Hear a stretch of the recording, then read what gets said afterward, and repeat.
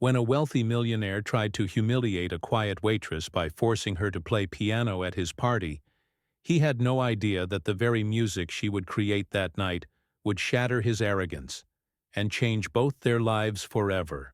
The cafe was always full around 7 p.m.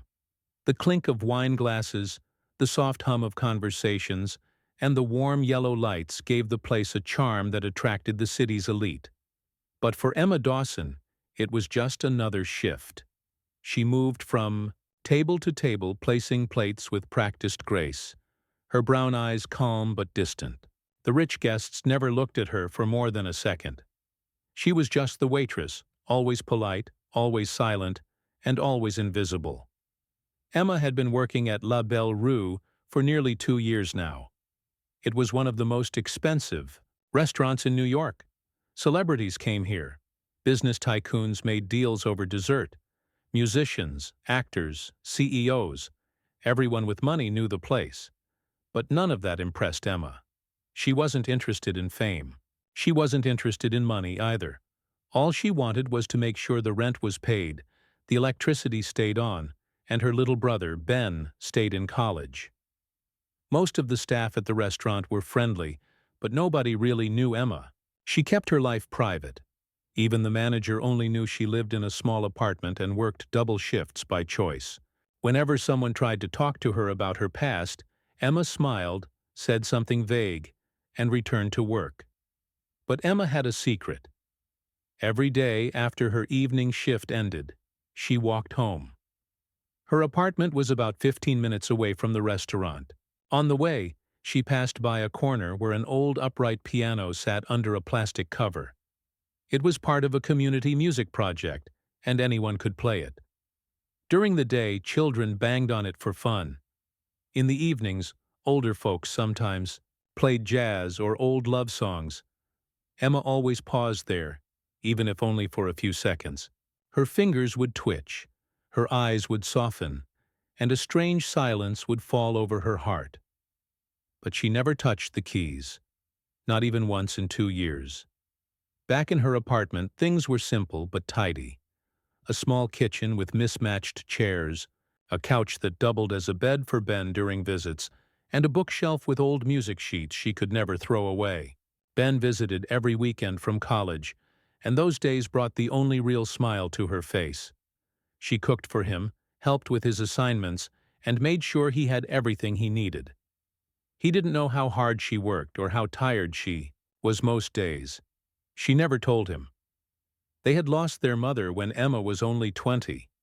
Their dad had left when Ben was a baby, and their mother had done everything to keep them together. But cancer didn't care about love or effort. After she died, Emma gave up her dream to take care of Ben. She dropped out of Juilliard, sold her piano, and found a job waiting tables. Everyone at Juilliard was shocked. She had been one of the most talented students in her year. Her professors begged her to stay, but Emma didn't explain. She just walked away and never returned. Now, 6 years later, nobody in her world knew that once upon a time, she had been called a musical prodigy. They didn't know she had performed at Lincoln Center, or that she had composed music that made people cry. That part of her life had been buried long ago. But music was still inside her. Sometimes, late at night when Ben was asleep, Emma took out an old notebook filled with musical notes and sketches. She would hum the melodies softly to herself, eyes closed, heart aching. It wasn't regret. It was longing, a quiet ache that never really left. One evening, as Emma served wine to a table of loud businessmen, she noticed a new face, a tall man with silver hair and a sharp suit. He had a laugh that filled the whole room and a face too used to smiling for cameras. His name was Richard Langford, a name Emma had read in magazines. A tech billionaire, a genius investor, and a man used to power.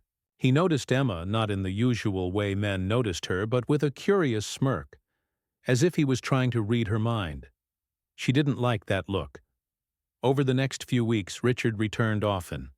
He always came with guests, always took the corner table, and always made sure Emma was the one serving him. His tone was playful, but there was something sharp behind his words. He called her Miss Quiet once. Another time he asked if she had bigger dreams than pouring water. She laughed politely, never giving him more than necessary. But Richard wasn't used to people who didn't react to him. It bothered him, though he never said so. Then something happened. At one of Richard's private parties at the restaurant, a little girl, a guest's daughter, wandered near the restaurant's grand piano. It was mostly there for show, polished and untouched. She pressed a few keys and laughed. Emma, who had just passed by with a tray, stopped and smiled. The girl looked at her and said, "Do you know how to play?" Emma hesitated. "A little," she said softly. "Can you play something?" the girl asked. Emma looked around. Everyone was busy talking. The piano wasn't even in the center of the party, just a side piece near the window. She sat beside the girl and played a short, simple tune, "Twinkle, Twinkle, Little Star." Nothing fancy, just enough to make the child laugh and clap. But someone noticed. Richard Langford had seen it all from a distance. Later, when the speeches ended and the wine had been poured, he turned to the crowd and said loudly, "Did you all know our lovely waitress can play the piano?" Emma froze. Guests turned their heads, surprised. A few clapped, thinking it was a joke. "Come on," Richard said, looking at Emma. "Play something for us. Give us a show." Emma's heart pounded. "I'm just the waitress, sir," she said, her voice low. Richard laughed. "Exactly. That's what makes it fun." The room chuckled. A few guests joined in, some clearly uncomfortable. Emma looked around. The manager stood at the back, unsure what to do. Her hands were shaking. She wanted to disappear. "I really shouldn't," she tried again. Richard's tone sharpened. "Are you refusing a simple request from a guest?" That made it worse. She couldn't say no now. Not without risking her job. Not with the whole room watching. Slowly, Emma walked toward the piano. Her steps were heavy. Her face was calm, but her insides were twisting. She sat down. The piano keys felt cold under her fingers. Her breath was uneven. She could feel their eyes on her, some curious, some amused, some bored. Richard sat back, smiling like a king about to enjoy a circus. Emma closed her eyes. She played a few simple notes, a melody from her childhood. Her fingers moved slowly at first, then more smoothly. The noise in the room faded a little. People started paying attention. Then she changed the tune. Without meaning to, Emma's hands moved into something she hadn't played in years, an original piece she had written in Juilliard. Her fingers knew the path even if her mind didn't plan it. Her body remembered what her heart had hidden. The notes rose, soft and sad, then powerful and fast. The melody told a story of love, loss, and strength. Every note was filled with pain and hope. It wasn't just music. It was emotion. The room fell silent. Forks were left untouched. Conversations died. Even Richard stopped smiling. Emma was no longer just a waitress. She was a musician, lost in her world, creating magic with every touch of the keys. People were crying. Some held hands. Others simply stared. And when the last note ended, Emma opened her eyes slowly. For a moment, nobody moved.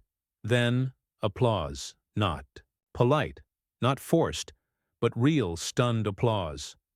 The kind that comes from souls being touched. A few guests stood. Someone shouted, "Bravo!" Another wiped away tears. Emma stood up, confused, shaken. She didn't know what had just happened. She walked away before anyone could say anything. Richard sat frozen, his face pale, no trace of the mocking smile left. That night, Emma walked home past the street piano again. She stopped. She looked at it for a long time. Then, for the first time in years, she sat down and played. Not for anyone else, just for herself. The music flowed like a river breaking through a dam. She cried while playing, not because she was sad, but because the thing she had buried so deeply was finally alive again. Emma Dawson, the invisible waitress, had reminded the world and herself who she truly was, and the world would never forget it. Richard Langford was not used to silence. His life was always loud. The sound of deals being made, phones ringing, his voice dominating every room, laughter at parties, and cameras flashing. Everything about him was big. His money, his business, his ego. People either loved him or pretended to love him. Either way, he didn't care. He was rich, powerful, and unstoppable. He had built his tech empire from a college dorm room. That's what the newspapers said. Some believed the story, some didn't. But it didn't matter. The truth was that Richard was now one of the most influential men in the city. He owned buildings, apps, cars, and even the attention of the media. His face was on magazine covers. His name opened doors. His charm, though shallow, fooled many. He was used to people laughing at his jokes, even the mean ones. He often made fun of his staff, his guests, even his business rivals in public. Most laughed because they had no choice. Nobody wanted to be on Richard Langford's bad side. One night, at his regular restaurant, La Belle Rue, he noticed someone new. She wasn't new, actually. She had been there for a long time. But that night, she caught his attention. A quiet waitress with soft eyes and a calm way of moving. She didn't try to impress anyone. She didn't smile too much. She was polite, but she didn't flirt or flatter like others sometimes did. She was just there, quiet, invisible, unbothered, and for some reason, that annoyed Richard. He watched her over the next few visits. She served without error. She spoke only when needed. She never looked for praise. Richard had met all kinds of women, actresses, models, CEOs. But this one was different. She didn't seem to care about him at all. So Richard started making comments. Little things. "You're very silent, aren't you?" he said once, pretending it was a compliment. Another time, when she brought his wine, he smirked and said, "You could do more with that face than pour drinks, you know." She just smiled politely and walked away. That quiet smile made him feel small, and he didn't like it. Not one bit. He started inviting more people to the restaurant just so he could show off. He told louder stories, laughed harder, spent more, tipped less. Every time Emma served him, he said something meant to get a reaction. But she never gave him one. Until one night. That was the night of the piano. The moment he heard she could play, something clicked in his mind. It was as if fate had handed him a toy to break. He didn't know what kind of musician she had been. He didn't care. All he saw was a chance to embarrass the one person who had made him feel unimportant. He thought it would be a small joke, something funny. The rich guests would laugh, the quiet waitress would fumble on the keys, and everyone would remember Richard Langford's party. But what happened instead made the room go silent. She played, and when she played, time stopped. Richard watched as the same girl who brought him bread and butter turned into something else, someone else. The music came from her like it was part of her body. Not just talent, not just skill, something deeper, something haunting, something beautiful. He had never heard music like that in his life. And worst of all, he had made it happen. The applause that followed wasn't for him. It wasn't because of him. It was because of her. That waitress. That quiet, invisible girl. Emma Dawson. That night after the party, Richard went home and sat in his penthouse, staring out at the city. For the first time in years, he felt something uncomfortable. Not guilt, not exactly, but a strange emptiness. Like he had missed something big, like he had been standing next to a treasure chest and only noticed the dust. He didn't sleep much that night. The next morning, Richard's phone buzzed with messages. Someone had recorded Emma's performance. The video was already online. The caption read, Waitress forced to play piano at billionaire's party stuns guests with emotional masterpiece. Thousands of views, then millions. People were crying in the comments. Musicians were reposting the video. Some were asking who she was, where she had trained, why nobody knew her name. Some comments weren't kind to Richard. This is what happens when rich people try to humiliate others and it backfires, one user wrote. Bet he thought he was being funny. Jokes on him. Respect to the waitress. Class and talent in one woman. The internet had picked a side, and it wasn't his. Richard tried to ignore it, but the media didn't let him. A few days later, a reporter stopped him outside his office building and asked, "Mr. Langford, was it your idea to make the waitress perform at your party? People are calling it an act of public humiliation." He smiled for the cameras. "It was all in good fun," he said. "We were all blown away by her talent. I'm glad I could help bring her to the world's attention." But nobody bought that. Behind the scenes, Richard felt trapped. He wasn't used to being the bad guy. Not in public. He began asking his PR team to control the story. He told them to arrange an apology, maybe offer her a job as a pianist at one of his events, maybe even donate to a music school in her name. Anything to make himself look better. But Emma didn't respond to any of it. Not the emails, not the calls, not the offer to help her career. She just vanished from public view. This only made the world love her more. She wasn't chasing fame. She wasn't giving interviews. She wasn't even asking for credit. That mystery added to her charm. People began digging into her past, and what they found shocked everyone. Juilliard, top student, original compositions, a promising future. Then, nothing. No explanation, no interviews, no scandals. She had simply walked away. One article called her the lost prodigy. Another called her the ghost of Juilliard. Some fans even started a petition to bring her back to the music world. They said the world needed her. Richard read all of it, and for the first time he felt something close to shame.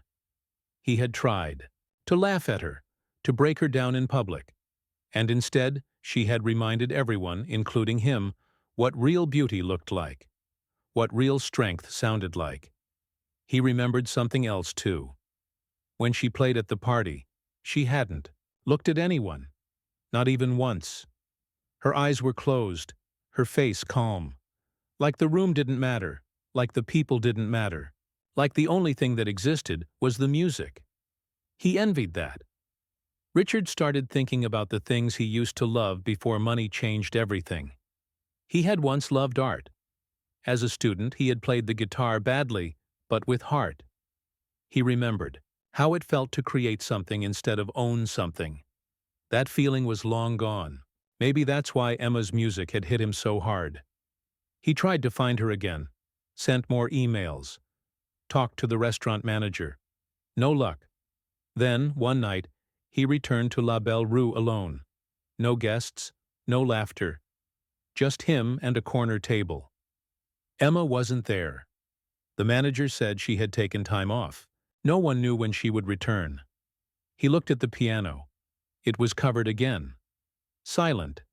He walked over to it, lifted the cover, pressed a key.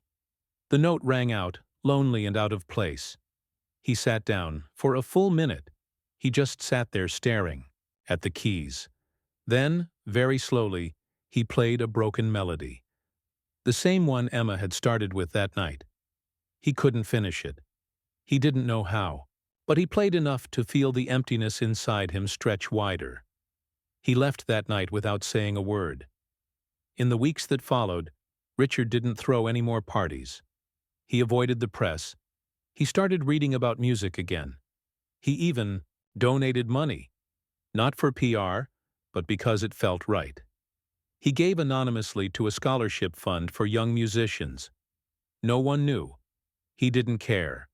But part of him still wanted to see Emma again. Not to apologize. Not even to explain. Just to say thank you. Thank you for reminding him that some things still had the power to move him. That talent didn't need lights or cameras. That true beauty could come from a quiet girl with calloused fingers and tired eyes, and he knew something else too. He could never undo what he had done, but he would never forget the lesson she had given him, without a single word. Emma stayed away from the restaurant for several days after the night she played the piano at Richard Langford's party. She wasn't hiding because she was afraid. She was hiding because everything inside her felt exposed. That performance had opened a part of her she had buried for so long that she didn't know what to do with it now. She felt raw, vulnerable. It was like waking up from a long dream and not recognizing the world around her. The night she played was still clear in her mind. The room had been full of rich people. She hadn't even wanted to play. She was pushed into it. She had expected to feel embarrassed. She had expected to be laughed at. Instead, something strange had happened. The moment her fingers touched the keys, the music had taken over. And in that moment, she hadn't seen any of the people around her. It was just her and the music, her old friend, the only thing that had ever truly belonged to her. What shocked her more than anything was how natural it felt. As if the years between Juilliard and now had melted away. As if her soul had been waiting patiently for this moment. But now that the moment had passed, she didn't know what to do with it. She stayed inside her tiny apartment for a few days. She didn't go online, though she noticed her phone buzzing. Constantly. At first, she ignored it. Then Ben called her. "Emma," he said, his voice filled with excitement. "Why didn't you tell me?" "Tell you what?" she asked, still groggy from too much thinking and too little sleep. "You're famous. Like, really famous. There's a video of you playing piano at some billionaire's party and it's gone viral. Millions of views, Em. Millions. My friends from college are texting me about you." Emma was silent. "Why didn't you tell me you played again?" Ben asked. "I didn't know I would," she said softly. He paused for a moment. "It was beautiful. I'm so proud of you." Those words almost made her cry. She hadn't heard them in a long time. Maybe not since their mother died. Emma finally watched the video that night. She sat on the floor in her pajamas, holding her phone, watching herself on the screen. At first it felt strange, like watching someone else. But as the music filled the room, she remembered how it had felt to let it all out. The video ended with applause. Not for a celebrity, not for a rich guest. For her. The comment section was full of people trying to find out who she was. Who is this waitress? She should be on a world tour. Someone find this woman and give her a record deal. Her music made me cry, and I don't even know her name. Emma felt overwhelmed. She had spent years hiding her music, hiding her story. Now the world was asking for her. Not just out of curiosity, but with love. They saw something in her performance that they didn't want to forget. And for the first time in many years, Emma didn't feel invisible. But along with that feeling came fear. What if she went back to music and failed? What if she tried and couldn't find her voice again? What if she disappointed people? What if her life got complicated again, and she lost control? Her life right now, though quiet and simple, was safe. She had routine. She had control. Going back into music would mean stepping into chaos, lights, crowds, pressure. Still, something inside her stirred. A few days later, she went to the old street piano on the corner again. She sat down quietly and started to play. She didn't know anyone was watching, but someone was. A teenage boy with a backpack stood nearby, listening with wide eyes. When she finished, he clapped and said, "That was, wow." Emma smiled. "Thanks. Are you that lady from the video?" he asked. "I guess I am." He grinned. "You're amazing. I hope you never stop playing." Then he ran off. Emma stared at the keys. She had never felt more seen in her life. The next day, her old professor from Juilliard called her. Professor Kim. a strict, serious man with kind eyes who had believed in her more than anyone. "I saw the video," he said.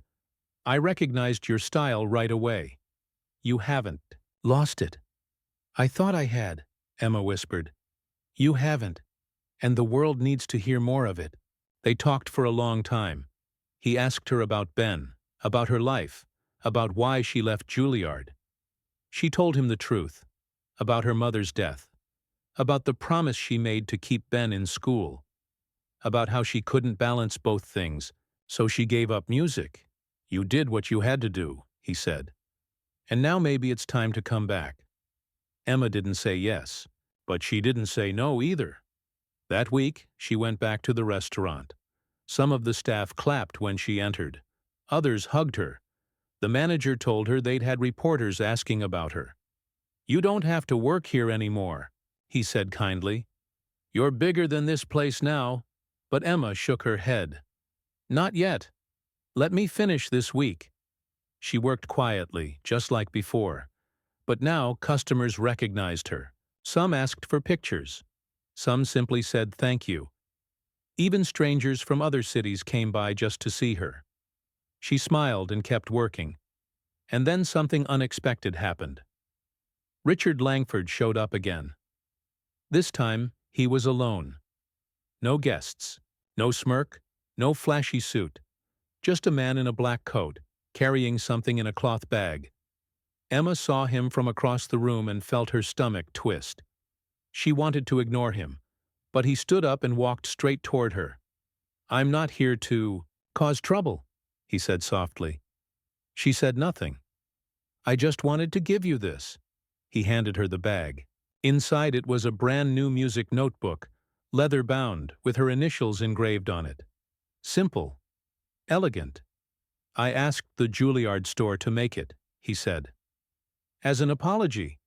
Emma stared at it for a long moment, then finally said, "Why?" "Because I was wrong," he replied. "And because you reminded me what real talent looks like. I thought I was powerful. But you showed me something much stronger than power." She didn't know what to say. So she said, "Thank you."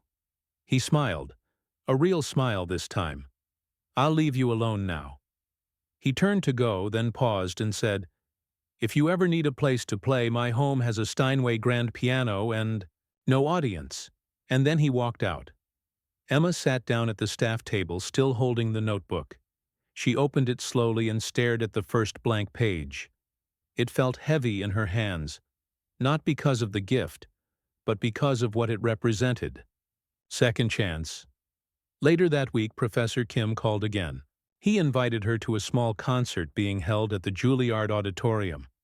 Not a big performance, just students and faculty playing new compositions. He said she didn't have to play, just watch. Emma went. She hadn't stepped into Juilliard in years. The building smelled the same, like wood, paper, and ambition. She sat in the back row and listened to the music with her eyes closed. It stirred something deep in her, something she thought she had buried forever. After the concert, a young student came up to her and said, "Are you the woman from the video?"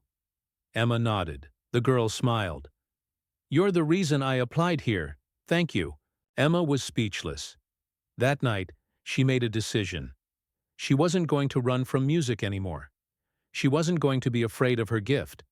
She was going to return, not for fame, not for applause, not even for revenge. Just for herself. For the girl she used to be.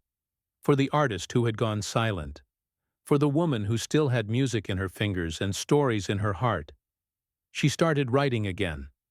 Not just music, but her thoughts, her feelings, her memories, the pain of losing her mother, the struggle of raising Ben, the years of silence.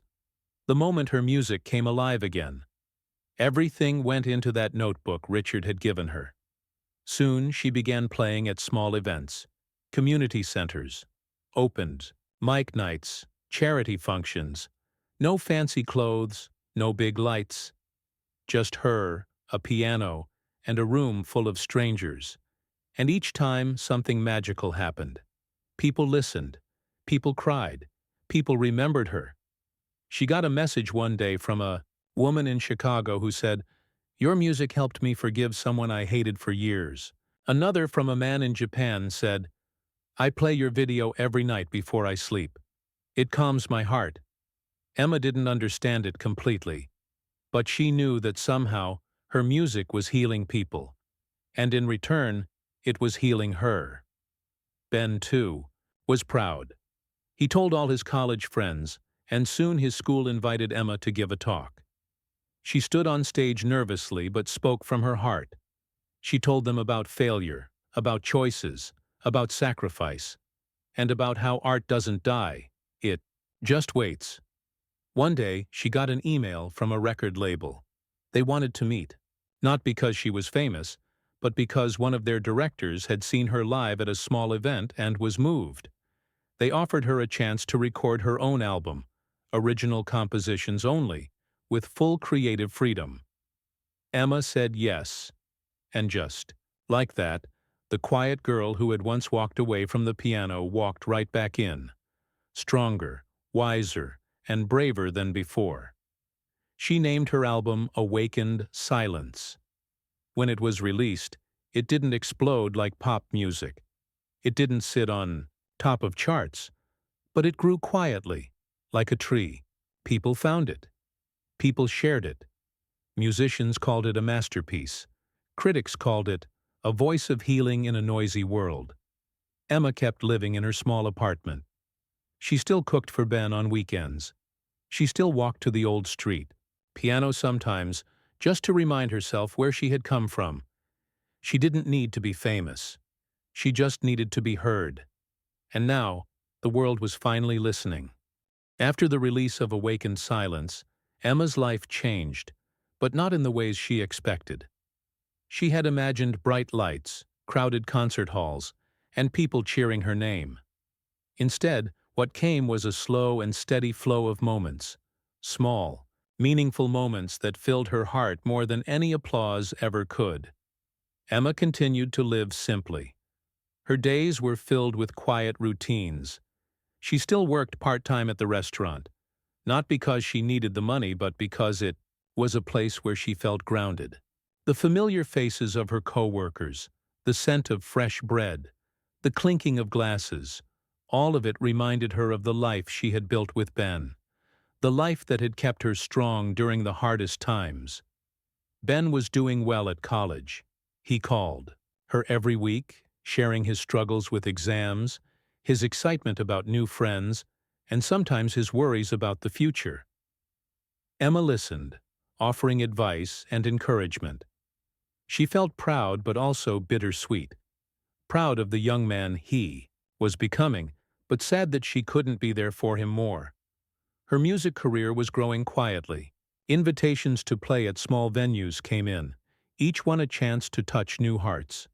She played at coffee shops, libraries, and community centers. She didn't want large stages yet. She wanted to connect, not perform. And the people who came to hear her often left with tears in their eyes or smiles on their lips.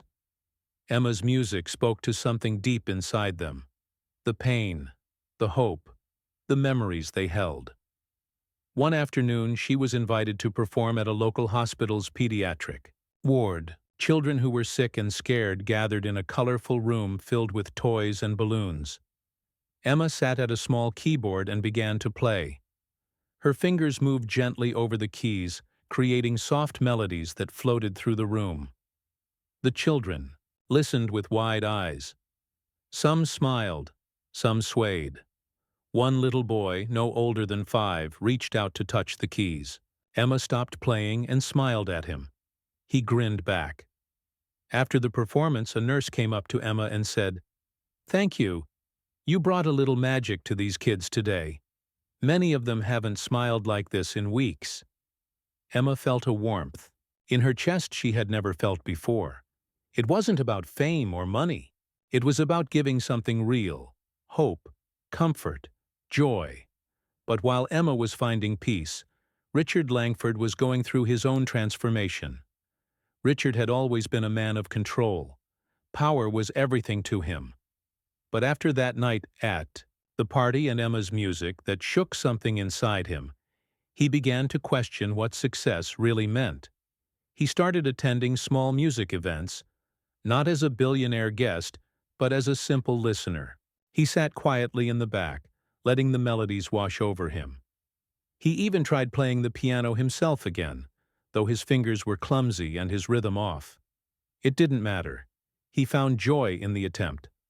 Richard's company began supporting arts programs. He donated to music schools, not for publicity, but because he genuinely wanted to help. His image slowly changed in the public eye, from a ruthless businessman to a patron of the arts. One day Richard found himself at one of Emma's small concerts. She didn't know he would be there. He sat near the back, silent and attentive. When Emma began to play, he closed his eyes and listened. Every note felt like a story being told. Her story, the pain, the hope, the strength. After the concert, he approached her. Emma was nervous, unsure what to expect, but Richard was different. Now, humble, honest. "I wanted to say thank you," he said, "for your music, for teaching me something I forgot a long time ago." Emma nodded, still unsure. "I know I was wrong that night," he continued. "I thought I was in control. But you showed me that true power is in vulnerability, in courage." They talked for a while. No jokes, no ego. Just two people sharing a moment of understanding.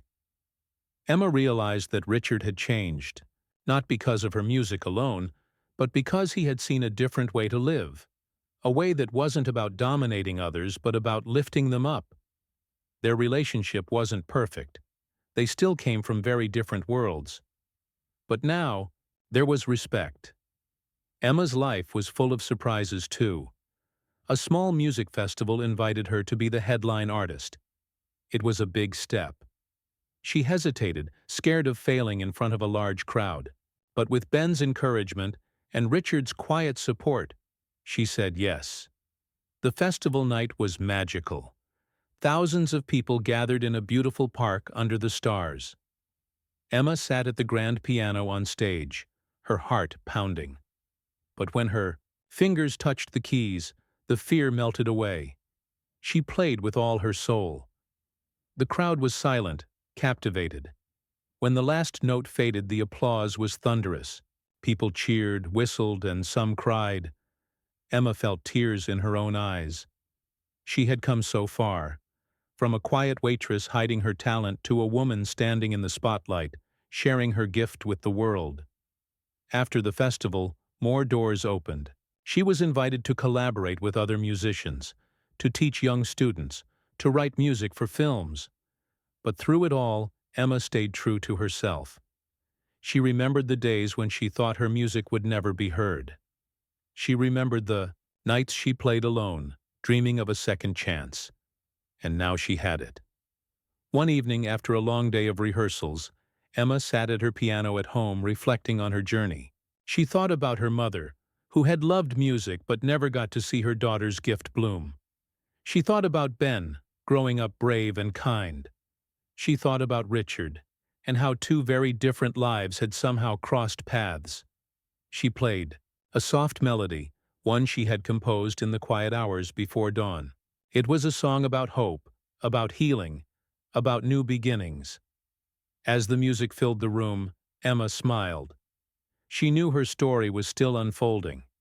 There would be challenges ahead, doubts, and hard choices. But she also knew that music had saved her once, and it would carry her forward.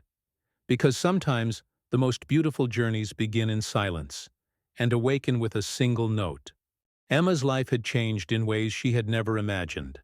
From the quiet waitress at a small restaurant to a musician slowly rising in the world of music, she now stood on the edge of a new chapter. This chapter was full of hope, challenges, and the promise of something greater than she had ever dreamed. The success of her album awakened silence, and the festival performance opened many doors, but it also brought new questions. What did she truly want? Was she ready to step fully into the life of a professional musician? And how would she balance this with her life as a sister and caretaker for Ben? The days were busy. She traveled to recording studios, met with producers, and worked on new songs. Each song told a piece of her story: her pain, her healing, her hopes. Writing music became her way of making sense of everything that had happened. Ben was her biggest supporter. Though he was focused on his studies, he always found time to call or visit. Sometimes he would sit quietly in the corner of the room while she played the piano, listening without interrupting. Their bond grew stronger. They both understood the sacrifices they had made for each other. One morning, Emma received an email that changed everything. It was an invitation to perform at a prestigious international music festival. This was not a small local event. It was a stage where the world's most talented artists gathered. The invitation felt like a dream and a test all at once. She was nervous. What if she failed in front of such an important audience? What if the critics were harsh? What if she lost her voice again? But Emma remembered her journey: the nights playing alone on the street piano, the hesitant first notes at Juilliard, the surprising applause at Richard's party. She remembered Ben's faith in her and Professor Kim's encouragement. She remembered that music was not about perfection, it was about truth. So she said yes. The months leading to the festival were filled with preparation. Emma worked harder than ever. She practiced for hours, refined her compositions, and even took lessons to improve her technique. Each day was a step forward, but also a reminder of how far she had come. Richard Langford continued to support her quietly. He attended rehearsals sometimes and helped arrange sponsorships.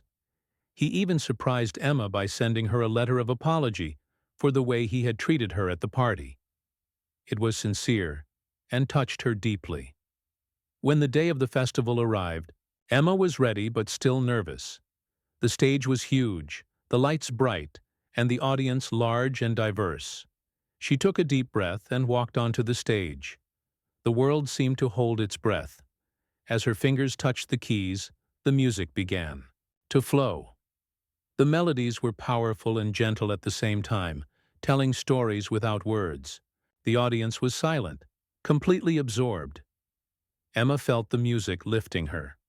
She closed her eyes and played as if no one was watching. The hours of struggle, doubt, and hope poured out in each note. When she finished, the applause was overwhelming. People stood and cheered, some wiping tears from their eyes. Emma felt a wave of joy and relief wash over her. Backstage, she was surrounded by reporters and fans. She gave interviews, but her words were simple. She spoke about the power of music to heal and connect people. She thanked her family, friends, and even Richard, who stood quietly in the crowd. In the weeks that followed, Emma's life became a whirlwind. Invitations to perform in different countries came in. She traveled to Europe, Asia, and South America. Everywhere she went, people welcomed her music with open hearts. Despite the fame and travel, Emma stayed grounded. She always found time to call Ben, who was now preparing for his own graduation. She made sure to send postcards and small gifts, reminding him that no matter where she was thinking of him. In a quiet moment during a visit to a small town in Italy, Emma met a group of young musicians struggling to find their voice. She spent days teaching them, sharing her story, and encouraging them to believe in themselves. It reminded her of the importance of giving back. She started a foundation to support young artists from underprivileged backgrounds. The foundation provided scholarships, instruments, and mentorship programs. Emma's music also began to touch new areas. A famous filmmaker asked her to compose the soundtrack for a movie about overcoming hardship. The film received critical acclaim, and Emma's music was praised for its emotional depth and authenticity. Through it all, Emma kept writing.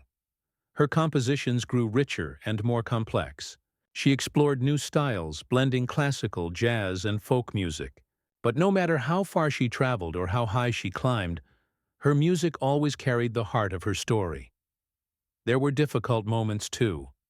times when she felt exhausted, when loneliness crept in, and when the pressure to succeed weighed heavily.